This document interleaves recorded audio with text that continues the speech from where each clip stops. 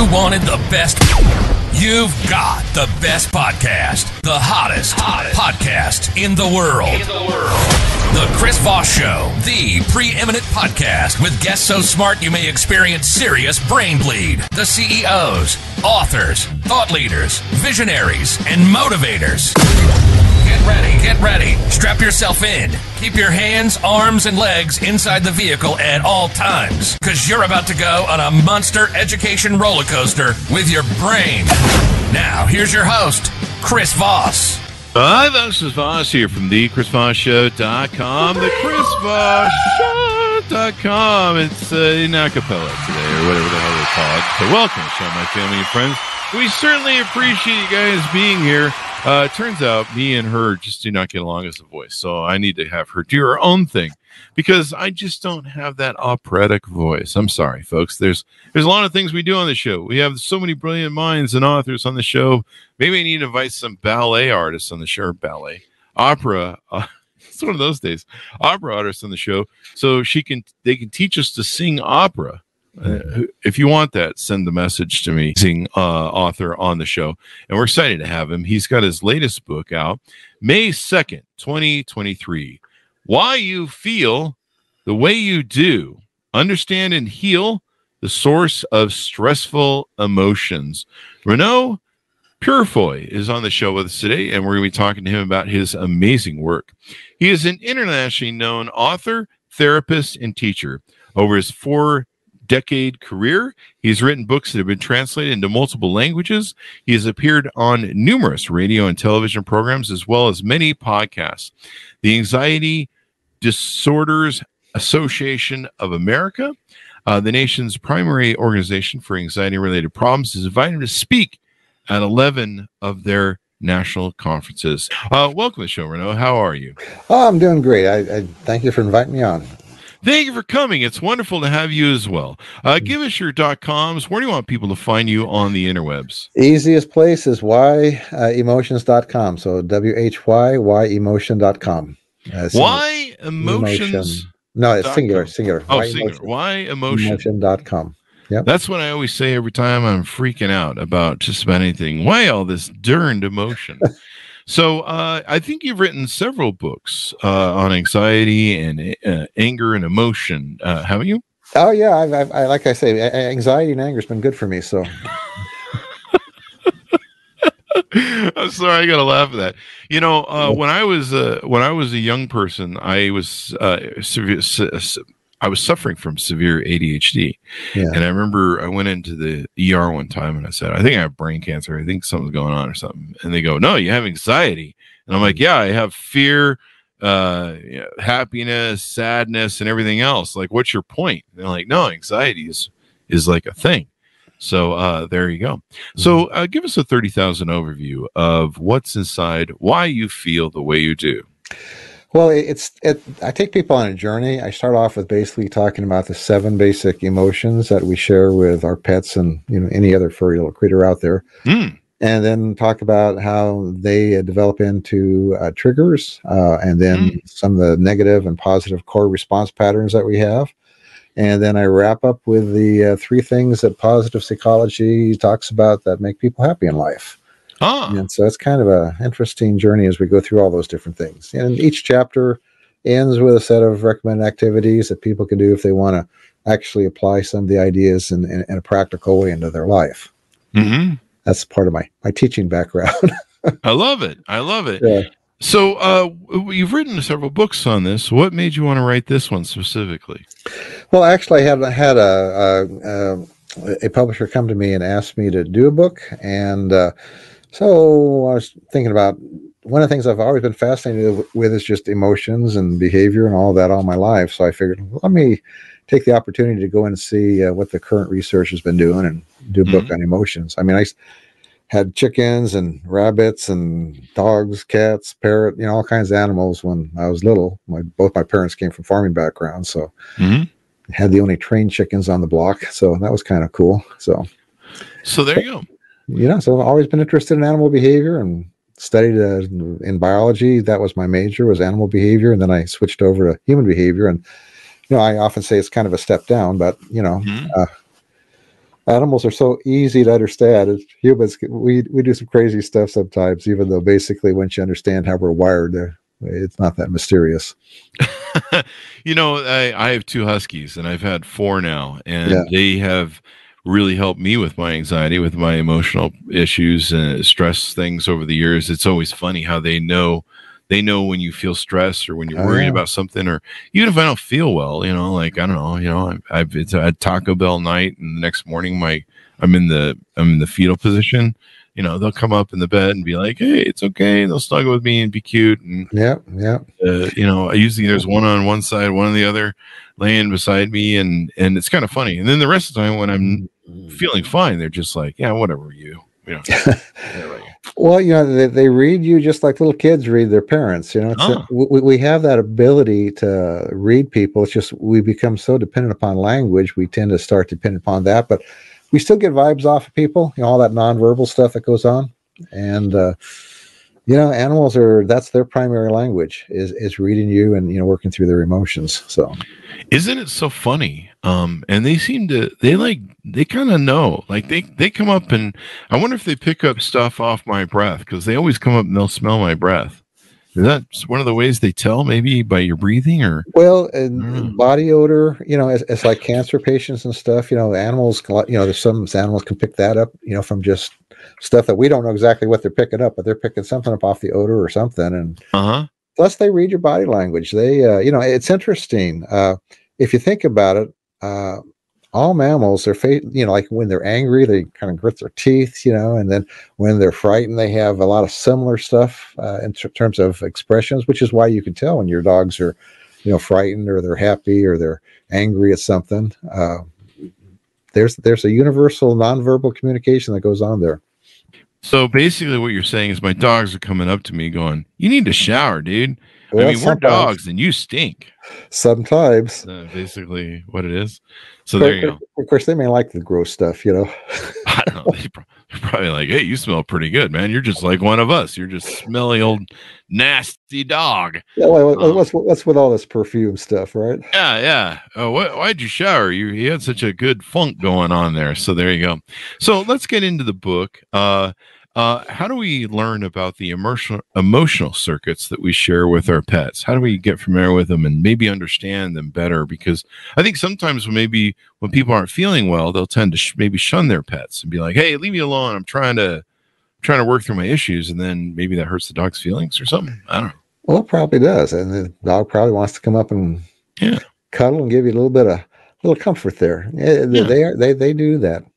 The two ones that get talked a lot about are, of course, anger and fear, and those have to do with threat. If the threat is manageable, then you'll tend to get angry, and I use that in a broad sense, because anger can range from just irritation, you're stepping on my toes, to rage, but it's just basically threat, and I want to take the threat out. Fear, the threat seems unmanageable, so I want to get away from it.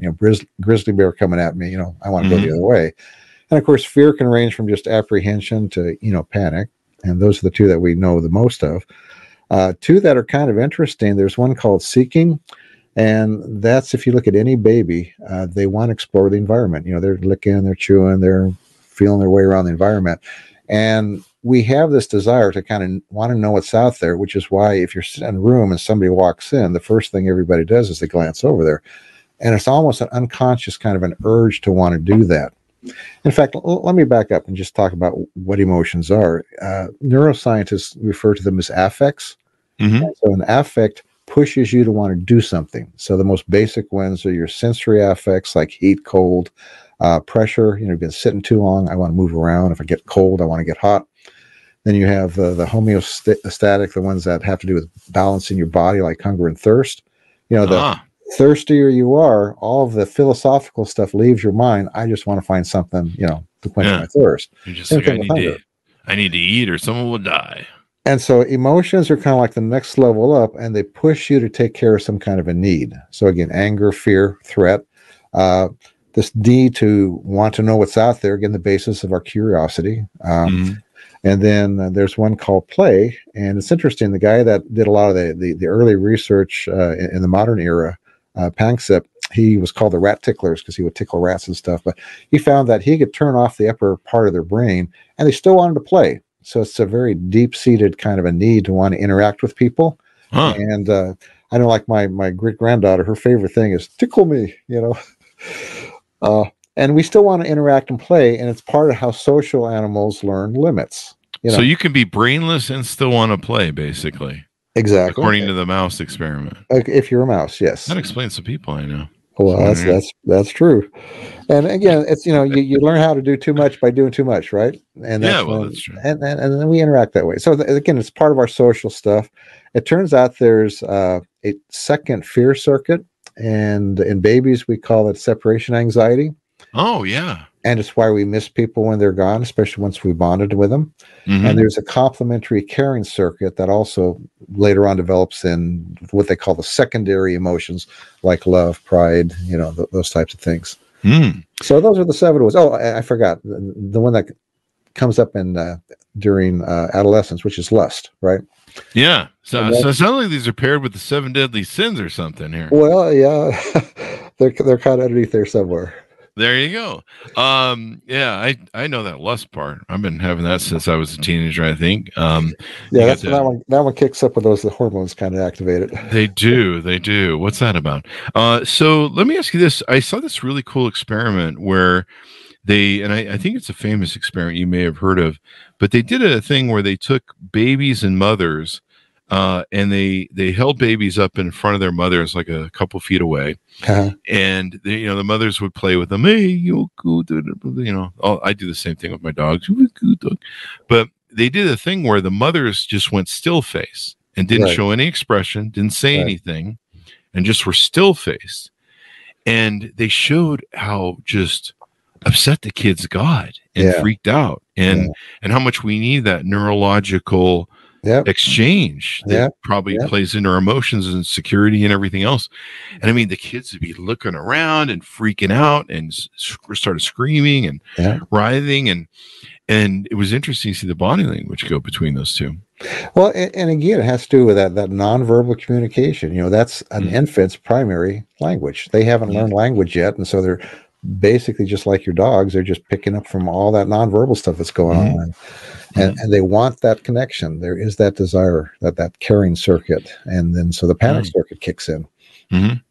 So how do I when those babies do that with me, and I'm doing the nonverbal communication, how do I communicate? Change your own diaper. Stop going poop on the floor. That's when you hand it to the mother. Oh. Okay, that's all right. Or the dad. Note to self: hand off baby to someone else, or stop putting the hose on them. Child Services says you can't do that anymore. I'm just kidding. Don't do that, people. That's a joke. We do jokes on the show. It's a comedy bit. So there you go. So this is interesting. It took me a long time to kind of realize there was that emotional link and emotional sort of connection between my dogs and stuff. I think a lot of people maybe struggle with that. Maybe they don't really understand the dog's role or, pet's role in that.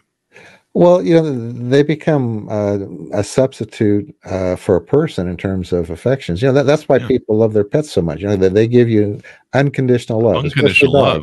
As opposed to everyone else in my life who is like, if you have money, we'll give you love. Yeah. It's very conditional. It's very transactional, actually. In fact, it's interesting because out of those 3 things that make people happy, number one by far is relationship.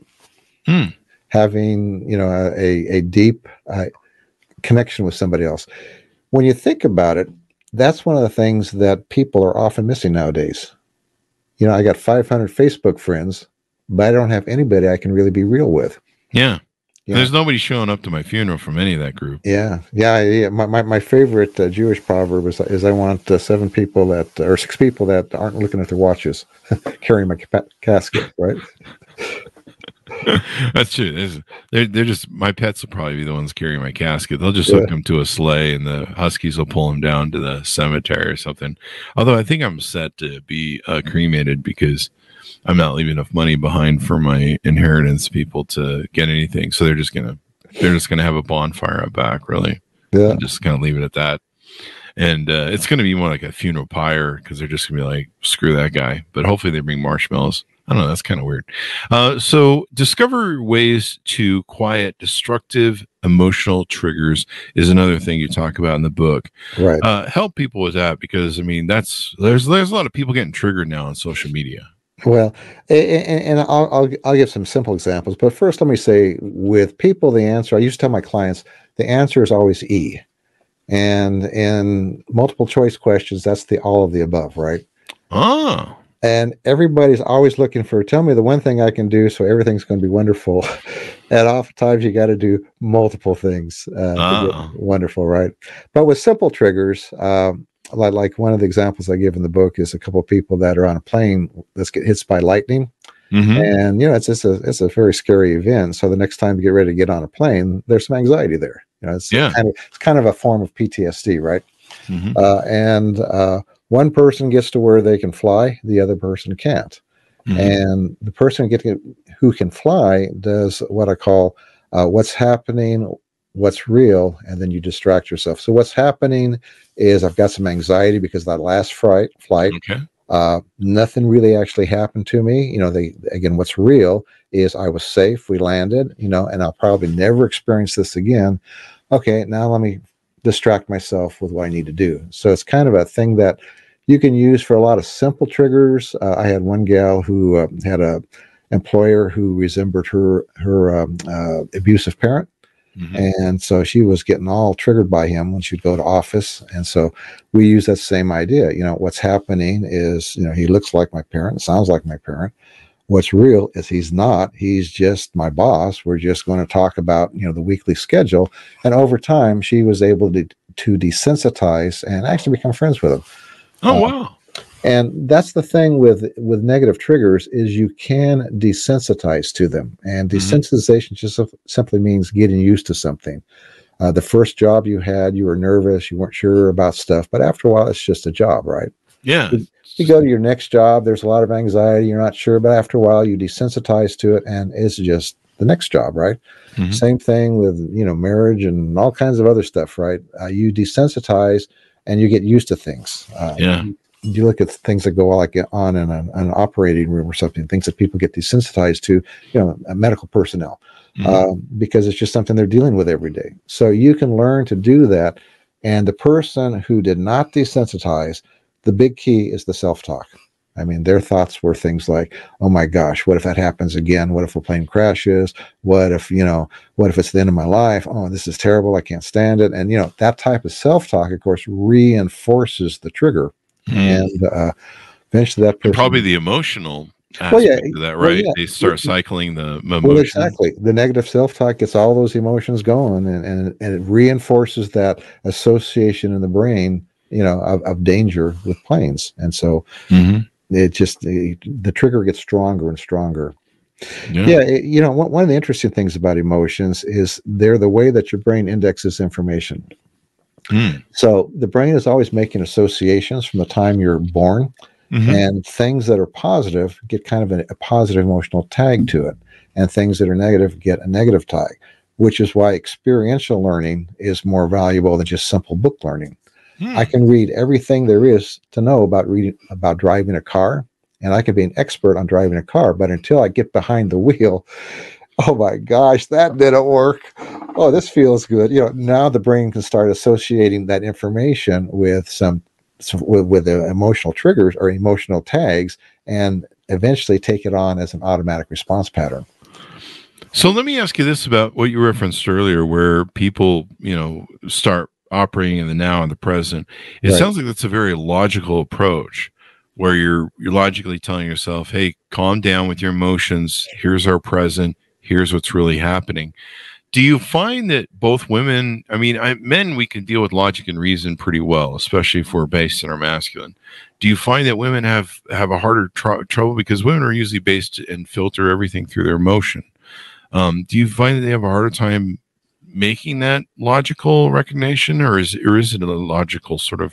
It's pretty similar across board. Whenever you have strong emotion going on, the logical part of your brain shuts down. Okay. Which is why military, medical personnel, they train so that they don't have to think about it. They can just act, because in that moment when there's all that adrenaline pumping and your emotions are up, those frontal lobes aren't working really well. And so you have to have things memorized to do. And so like if you have a phobia, like a gal who has a water phobia, right? That I was working with, as soon as she saw water, the thoughts just start racing. Oh my gosh, water! I got to get away. The emotions kick up, and so you have to slow that down and reconnect or reactivate that thinking, that rational part of the brain, so that you can go through that desensitization process. So in her case, her brothers used to tell her that there are piranhas in the water; they're going to eat her toes, and so, siblings provide therapists with a lot of work. So, is that what the cause of it is? A lot of times. Anyway, so we started out with, gave her some relaxation, techniques, gave her, some coping self statements, and basically what's happening, what's real. Okay, what's happening is, this is a conditioned response pattern from when my brothers told me those stupid things. They were never piranhas. I was always safe. I'm safe now. And just start sitting next to the pool, right? And eventually get where she's, got sitting for some time with her feet in the pool, and then eventually getting into the pool, all the time managing the anxiety, in a gradual way. And you can actually desensitize to anything through that process. I've taken so many people through different types of fears and phobias just through that process of gradual desensitization, managing the anxiety so that they eventually get comfortable in that situation. But some point in time, you gotta actually face it. So you might as well just face it. Is it you fall off a horse, you get back on sort of concept? Well, the idea is the only way you can do something is by doing it. So maybe if you're afraid of snakes, you just need to go play with some. Well, and again, you do it in a gradual way. You might start across the room with a snake in a container, and eventually get closer to it and touch, that type of stuff. And probably don't use a rattlesnake, right? So, yeah, that's probably a good idea. Note to self: stop using the rattlesnakes to reprogram the employees. There's been some complaints and some charges. But you mentioned something that was really interesting to me that made me change a paradigm in my head. You said that the way we use emotions and maybe emotional. I don't have it exactly. Emotional tags on your memories. It's the way your memory indexes information. Index. There you go. We create a library of indexes.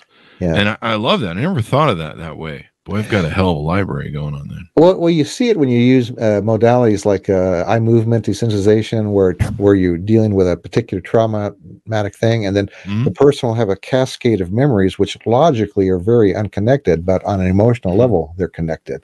Yeah, and it's interesting how that works up. Now, this probably plays into what one of our guests or one of our listeners, G1 Red Crypto, thanks for the comment. You don't really remember things that don't have an emotional charge associated. So I think what he's implying is sometimes we may not remember those emotional things. Maybe we have a trauma that we've kind of buried in our subconscious because it's too much to deal with or something. Is that possible? Yeah. I mean, people do that all the time. And you see that most often, like with childhood stuff, especially, a child is not able to process the emotion like an adult. And so a lot of times they'll just, stick it over there and get on with life. And which is why a lot of times that stuff comes up when you get older, because now the brain is ready to start processing some of that stuff and dealing with it. Is that why? Mm-hmm. And so that's why it starts to come back to you after you've buried it away. It doesn't have to, but a lot of times. I mean, sometimes you don't necessarily have to process everything. So, that really explains a lot of things.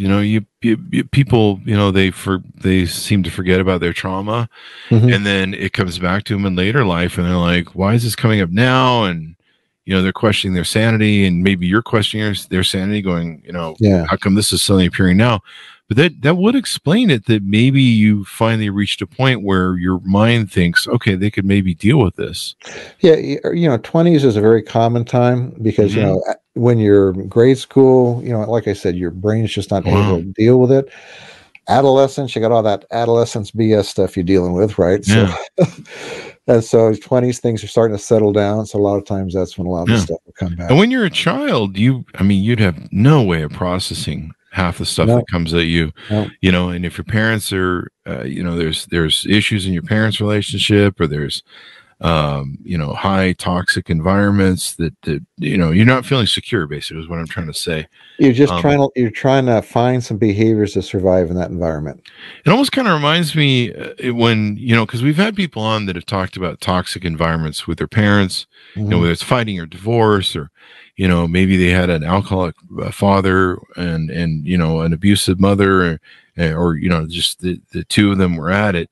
And it kind of reminds me now of that baby that I remember that we talked about on the show, who's looking at the mother and can't get that security from the mother. It's kind of the same sort of situation where the child is still looking for that security and that balance, that healthy, some sort of environment, and they're not getting it because it's toxic. And these emotional circuits, they're not exactly the same for every person. And they do get affected by development. And just like some people are better at math, some people are better at throwing a baseball or whatever, your circuits vary for people. Circuits in a sociopath are different from the average person. So some people might get impacted from a trauma experience more so than other people. Yeah. So like loss, some people take loss more strongly than others. Yeah. Or some people have a higher level of curiosity than others, Yeah. Some people like to play more than others. That's true. Yeah, I've seen those people. I'm trying to get them to go to work and do their job. I know. Yeah, we have those around the office. There's an interesting experiment with babies that came out of Eastern Europe where they were never touched or held. The bottles would be changed. And so they had what are called attachment disorder. And it's like those caring circuits shut down. In fact, one of the ways that they measured that or got an indication is oxytocin is one of the hormones that seems to be associated with that network. And so you take a mother who has a birth child and they play this a toddler who's watching a little video game, and the oxytocin levels just go through the roof. Wow. With these babies, it would just stay flat. Huh. So it's kind of sounds like something my girlfriend's accused me of. Do you find that contributes to narcissism? Well, a lot of the stuff we talk like we know what's going on, but we don't know. Wait, you're the doctor who wrote the book. Well, we use these computer analogies, all this other stuff, and there's so much we don't know about the brain. Even true. These circuits, we know that they're there. The details on it are very fuzzy right now. Well, I can agree with you. There's so much we don't know about the brain. Sometimes I just sit and look at people and go, what the fuck happened? How come you're so stupid? So there you go. But no, this is really interesting. You give me a couple new paradigms to think about. I had just barely seen that baby video, I don't know, about a month or two ago or something. And it really, I was just like, holy crap, just watching the baby really start losing it. And it's just a baby, and you're like, wow, they really are more advanced than they should, than I guess I thought they were. But, well, and they're working on that kind of that nonverbal, level. And again, their emotions are driving them to take care of needs, threat, loss, connection, social interaction, all that stuff is kind of going on, but there's not the mental process, the mental higher thinking processes to manage it. Because over time, your thinking part of your brain is supposed to be kind of the executor overseeing that emotional network. Although if they have a very strong association or trigger, it can overwhelm your thoughts. Wow. Anybody who's in love can tell you that, right? Yeah, that's true. I've seen that 6 months later, you look and say, who is this person? Or in lust, for that matter. Yeah, we've seen that movie too. So now people that, one thing that people have that have trauma, whether they recognize it or not, or know it or not, some of that subconscious we talked about, they tend to react to different things, overreact to different things, like gaslighting. Because if it's a trust trauma, if you gaslight them, if people lie to them, they tend to highly overreact, and have trouble dealing with it. Sometimes they don't understand why. I guess that's another way that they can try and identify, why they're overreacting and again, there's a couple parts of that. yeah, again, some of that sometimes is the triggers we were talking about. There's things in the other person that trigger associations. And people who come from a really dysfunctional background, they tend to go into relationships with the blinders on. It's interesting. You can take, let's say, a lady, and you can put her in a room with 15 guys. Within 15 minutes or so, she's talking to the guys from dysfunctional backgrounds, even though everybody is presenting well at that moment. And the reason is, again, this unconscious, subconscious communication. She gets around the people from positive, healthy backgrounds. They have appropriate limits, they appropriate emotion, that type. They feel funny. She gets around the people that come from similar backgrounds. Oh, it feels familiar. And again, everybody's presenting well at that moment, right? Yeah. And that's, but they're still somehow picking up on the toxic subconscious. Well, it's not so much the toxic, the healthy feels funny. It's kind of like when I was working with panic disorder, I would routinely give people a relaxation response program to listen to. And a lot of times it would make them anxious at first because the feeling of anxiety or relaxation was just so foreign to them. And I know when I've worked with people from dysfunctional backgrounds, and one of the things I try to get them to do is, okay, you need to find one or two healthy people and hang around them for a while, because all of their friends usually come from the same type of background, right? We surround ourselves with people that usually feel similar to what we're familiar with, right? Yeah. And so, can you learn to disassociate? Let's say you're the one challenge that I know, especially women have, is if they go to what they know. So they will, if they're used to abusive relationships, usually from a father relationship, they'll stick to those relationships. I've been guilty of the same thing. My mom said to me once, she's like, "Why do you always pick these awful women that are just messed up?" And I'm like, I don't know. Well, you're picking with the wrong emotional circuit. There you go. And sometimes it's that lust circuit, right? Sometimes trauma or the lust circuit, there's that too. But so you can disassociate that by just kind of. It's more you learn to desensitize to healthy. And so I would have them identify one or two people that come from healthy backgrounds and just hang around them. And of course, the first complaint they would have is, these people are so boring. Yeah, they're boring. There's absolutely no a lot of women are like, I want to go have fun. There's no drama in their life, right? There's no drama. You don't have the ups and downs, the roller coaster, right? But what if they hang around them for 6 months or so, what they find is that comfort feels really good because they're not used to feeling safe and comfortable. Yeah. Right? And so once you start to experience it, like with the relaxation response, wow, this feels pretty nice. I like this. Now, isn't there a dopamine trigger, though, to the drama, the high ups and downs? Well, yeah. There's kind of a drug addiction to that. Well, yeah. I mean, we are certainly into excitement in our modern life. Yeah. Because I know there's some people, they're so hooked on the excitement or for the attention and validation from men, they can't get off it, especially with social media now. This Instagram mentality now, the OnlyFans mentality, you see a lot of the attention and validation desperation in the market. See, and that gets back to what we're talking about with happiness, that relationships, having those deep connection with another human being, that's really what gives you satisfaction long term. And we don't understand that as a culture very well. That's not what our media, our movies and stuff don't show that. The Indiana Jones guy, that's kind of the ideal, right? But he always leaves him at the end, right? It's true. James Bond. Yeah, all those characters, right? That's my dating life. There's something G1 Red Crypto came in as we were talking. This is kind of a fallback. Sometimes there are defense mechanisms they put in order to shield themselves from whatever gave them the trauma they begin with. Yeah, and defense mechanisms sometimes have a bad name because they get overused. But defense mechanisms are there for the very purpose to defend ourselves from being overwhelmed. So if I'm in an operating room, I need to be able to suppress my emotions and stuff so I can focus on what I'm doing. Yeah. But I need to also be able to then tune in later on and process whatever's going on in my life, right? And that's the thing where defense mechanisms can sometimes be problematic.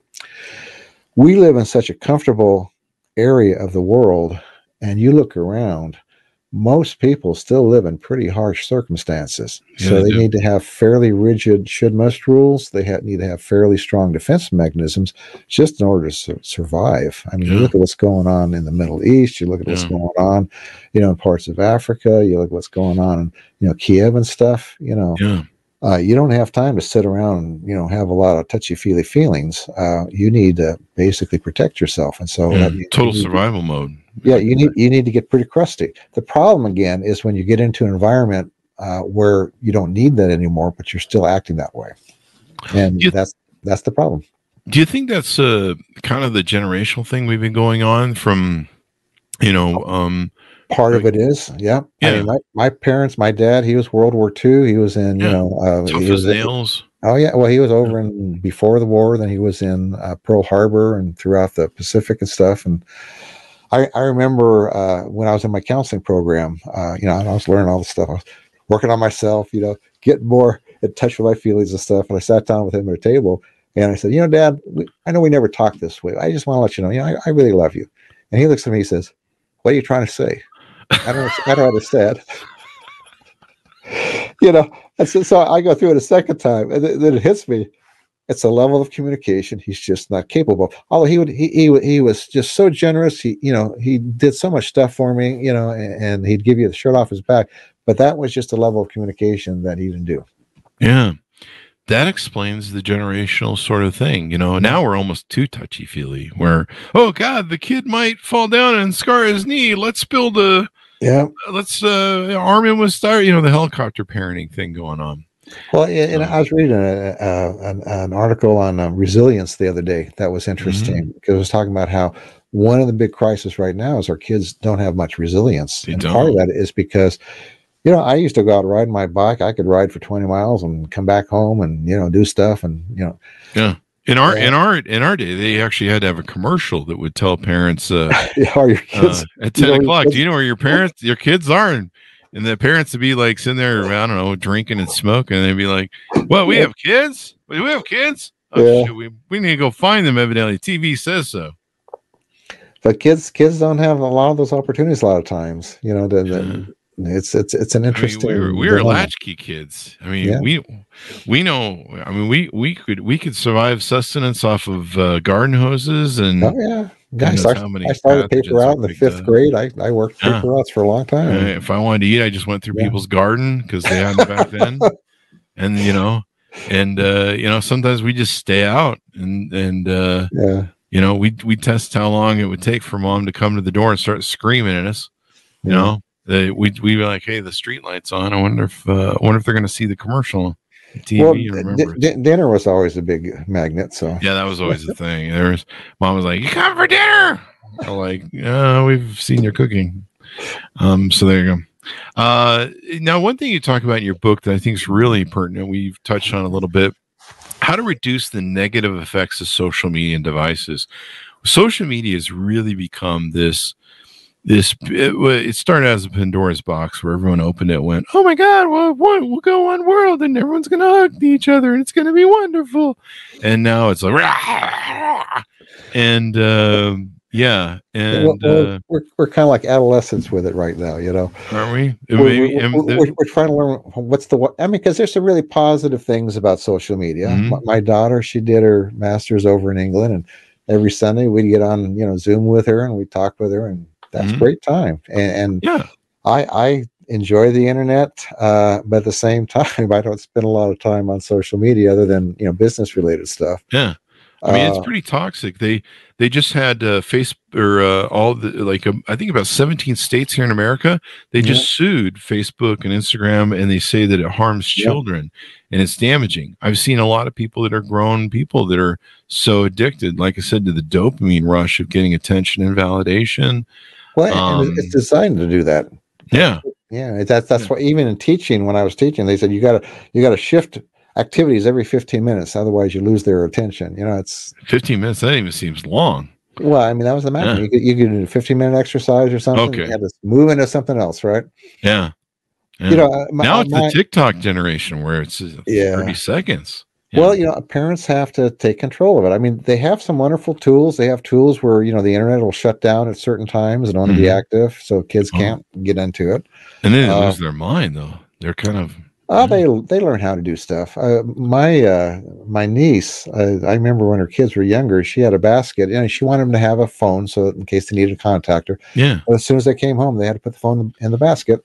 Oh, really? And I just give my kids pagers. Yeah. I remember those. Remember those? Yeah. Right now, the Gen Z is going, what? What do you say? Yeah. Well, what the heck is that? No, it's a matter, the saddest thing for me is to go out to a restaurant and see both parents on their phones and the kids on their device, and nobody's talking. It's a matter of realizing that you've got to take control of this stuff and, you've got to manage it in a wise way. I mean, even with our great granddaughter that I'm watching, we limit how much time she has on stuff. I mean, she likes to look at the little, what do you call it? The tablet. Mm-hmm. And we give her half hour before nap time. And so she's there looking at her little cartoony stuff, I mean, maybe the thing is you've got to give them other stuff to do. Like my dad would probably have been like, turn off the Twitter and go mow the lawn. And you're like, well, my thing with my kids was, they'd come and they say, I'm bored. I say, boredom is good because people get wonderfully creative when they're bored. Now, if not, I have some chores for you to do. There you go. We'll go find something to do, Dad. See, my parents, our latchkey parents would just throw us out in the environment and be like, survive, motherfucker. See you at dinner. Yeah. And, we'd stand at the door of the world going, what do we do with all this crap? Fuck it, we'll figure something out. I said, I had the paper out. I had animals to tend to and stuff. So. Yeah. It's interesting because like farm kids have a much better self image than non-farm kids. Really? And it's because they are required in order for the family to survive and to do well. So they have a positive role within the family. And, this whole self-esteem thing is like... It's more self-image, right? It's a little piece of your self-image, and the way you learn to have a positive self-image is by being competent and doing things. And that's why chores are so important. Wow. Chores. Yeah, the average kid has to make their bed and take the garbage out, and they don't do those two things, right? Oh my God, the horror, dude! I've seen some of these helicopter parents. They would wipe the kid's ass at 19 if they could. It's just extraordinary. No, our kids, we had a lot of chores for them. And I remember even my daughter, when she wanted a phone in her room. And so I said, okay, let's go take the little wiring off one of the phones, see how it's connected. Now you go in your room, you wire it up. And, we did things like that. Wow. And she was wonderfully competent when she went out to college. And she reported you to the CPS. Well, nowadays, maybe. I don't know. Yeah, nowadays they might do that. They're like, hey, you abused us. How do they abuse you? They made us use a wired phone. Yeah. It's like I said earlier, like, if you didn't want to participate in helping with dinner, fine. We'll see you for the next meal. Yeah. My son only missed one meal. That's all you need. You learn really quick. They're like, hey, these people are freaking serious. They're not going to put up with my crap. And you can do that without being overly harsh. Yeah. I do that with my dates. So there you go. But I like this, more and more parents need to realize how dangerous and addictive it is. The addiction to the dopamine, the attention, the validation. I think it hurts women more. They say young women are suicidal. They're, part of it is the FOMO. They see, that fear of missing out. And especially, they're more sensitive, I think, to how mean kids can be. Oh yeah. I mean, and women are vicious to each other just on the face of it. I mean, and then, the social media fakeness, you have these influencers run around that present themselves, they're making millions, billions, and then you find out they've been just running scams and they're going to jail. But even your friends, everybody's living a better life than I am. Oh yeah. I mean, because that's all you see on the internet, right? Yeah. Plus you don't see the bad stuff. Yeah. Plus you don't see no one ever, my friend, I remember there was a Foursquare back where everyone would check in for mayordom. And my friend says, no one ever checks in on Foursquare, at the methadone clinic, at the AA clinic. No one ever checks in at the rehab clinic. No one ever checks in at the pawn shop or the police station. You know, it's always when you're out to dinner at an expensive place, or, you know, you're someplace nice. You know, even with social media, you know, they have, like in LA, they have sets that you can go to that are cutaway sets of a private plane. Their stages. You can go pay, I think it's like $129, and you can make it look like you can take these photographs like you're in a private plane, you're living the life. They have champagne there, and you can do the whole photo.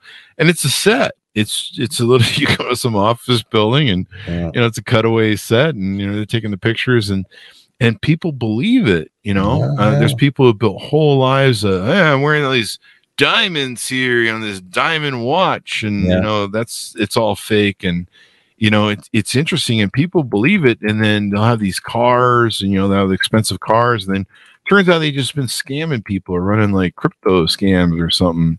It's just extraordinary. People are starved for real relationship. That's what it is. You know, that's why a lot of these weekend programs and stuff are so successful. I remember back when S first came out, way, you know, in the 70s and 80s. You know, you give people an intense experience of intimacy, and man, you got them. You can drain all the money you want out of them. Is that that explains Tony Robbins then, maybe, and those firewalk things? And they have, you know, I've seen people that are addicted to motivation programs. You give them that connection, that feeling of connection, and you know, intimacy and meaning, and man, you get all kinds of money. Wow. Well, that explains scammers. And people have less intimacy now more than ever in the market, so they're probably used to be more susceptible. Well, yeah, you know, it used to be, you know, you had your village, or you had your block, you had your, you know, your extended family, you had all kinds of people that you could go to and you could talk to about problems and stuff and connect with. And nowadays, people can go through their entire day without a single real connection with another person. Yeah, and people are very isolated now. Yep. You know, and that isolation is what makes people weird, you know, quite frankly. And you feel like you're not isolated, you know, like I got my wife and my kids. Well, you're substituting excitement, you're substituting sex, you're substituting other things for what you really want, which is again that connection with another human being. Wow. That explains a lot. Or your dogs, you know. Explains a lot of relationships that I've seen, and marriages I've seen, actually. You know, and everything else. You know, connection is everything. And I guess if you're in a marriage, you're not looking at each other, and you're not having that facial body language sort of interaction. You know, you're ignoring each other. You're like, what do you want, honey? I don't know, whatever you want. You know, you're probably going to have problems. So this explains a lot of things. Give us your final thoughts as we go out. We've discussed a lot of really cool things that you have in your book, and your perspectives change the paradigms the way I think about some things. So I love it. Give us your final thoughts and pitch on the book as we go out.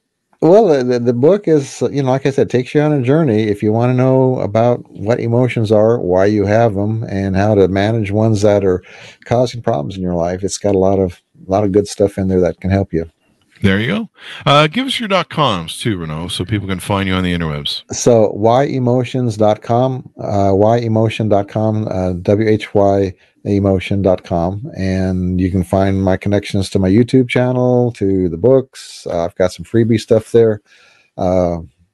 Everything you need to know about me is right there. whyemotion.com. There you go. Thank you very much, Renaud, for coming on. We really appreciate it, man. It's been a great show. Thank you. Thank you. And thanks to our audience for tuning in. I hope you guys learned some as well. If you didn't, go back and watch the damn show already again, because repetition is good. Thanks to our audience for tuning in. Go to goodreads.com/Chris Voss, youtube.com/Chris Voss, linkedin.com/Chris Voss, and Chris Voss, one on the tickety talkie. Order up wherever fine books are sold. Came out May 2nd, 2023. Why You Feel the Way You Do. Understand and heal the source of stressful emotions. Maybe get enough copies here, since it's coming up on Thanksgiving and Christmas. Mail them out to all your family you're going to be seeing here at your family reunion soon, and maybe you can get them to be less psychotic over Thanksgiving dinner as well. That might help everyone. There you go. Great Christmas present. Great Christmas present. Give it away to everyone you know. Maybe those people that are really high stress. Thanks for tuning in. Be good to each other. Stay safe, and we'll see you guys next time. And that's